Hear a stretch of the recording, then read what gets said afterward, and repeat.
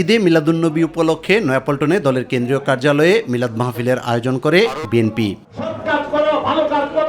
দলের সিনিয়র যুগ্ম মহাসচিব রুহুল কবির রিজভী আহমেদ বলেন, মাজারে হামলার ঘটনায় আন্তর্জাতিক ষড়যন্ত্র রয়েছে কিনা এ নিয়ে তদন্ত করা প্রয়োজন।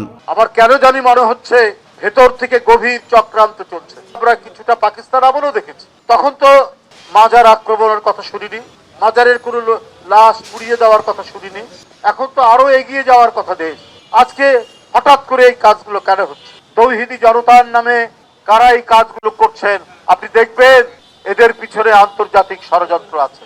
বাংলাদেশ যে একটি উদার নৈতিক দেশ, এই দেশের পূজা মণ্ডপ পাহারা দেয় আলেম ওলামারা, সেই দেশে মাজার ভাঙা, লাশ পুড়িয়ে দেওয়ার মতো ঘটনা যেটা গোয়ালন্দে ঘটেছে, এটার আমি বাংলাদেশ জাতীয়তাবাদী দলের পক্ষ থেকে তীব্র নিন্দা জানাচ্ছি।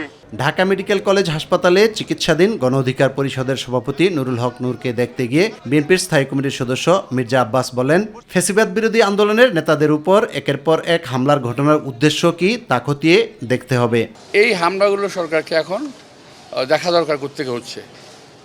যদি না হয় আমরা বুঝবো যে সরকার বোধহয় ধরে রাখতে পারছে না, তাদের কমান্ড ধরে রাখতে পারছে না। মাজার ভাঙাচুরি করা হয়েছে, এগুলো আসলে বিচ্ছিন্ন কিছু না। নির্বাচনটা সামনে রেখে এই ধরনের আরও অনেক কিছু সামনে আপনারা দেখতে পাবেন, যাতে নির্বাচনটা না হয়। একটা শ্রেণীর লোক চাচ্ছে যাতে নির্বাচন না হয়। বিশ্বের একজন পরাক্রমশালী নেতার মুখের বক্তব্য শুনেছি, তাতে আমার মনে হচ্ছে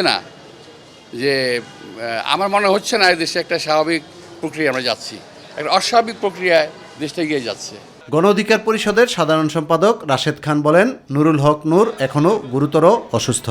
সরকারের পক্ষ থেকে বলা হয়েছিল নুরুল হক নূরকে উন্নত চিকিৎসার জন্য দেশের বাইরে পাঠানো হবে, কিন্তু আমার কাছে মনে হচ্ছে যে বিষয়টি নিয়ে গড়িমসি করা হচ্ছে এবং বিভিন্ন মহল নুরুল হক নূরকে উন্নত চিকিৎসার জন্য যাতে দেশের বাইরে সরকারের পক্ষ থেকে না নেওয়া হয়, এই জন্য একটি মহল সক্রিয়ভাবে কাজ করছে। ইউসুফ আলী, মাই টিভি, ঢাকা।